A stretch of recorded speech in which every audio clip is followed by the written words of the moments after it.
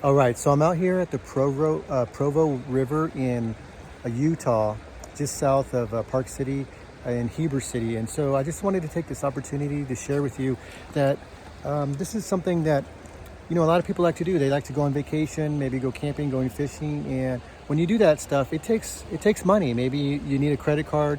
You need a good card that can pay for your traveling, pay for your expenses to get here. Here I am fishing with my son, and we have fishing gear right back here, and there's a beautiful river. It takes money to get out here. We live on the West Coast, and we had to drive to 3 states just to get here to spend time with the family.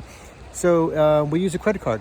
So let me just ask you, how is your credit? Do you need to get a credit card to help you to pay for family vacations such as this? If you do, and you're struggling because your credit score is not as good as you would like it to be, maybe your credit profile, look me up, give me a call.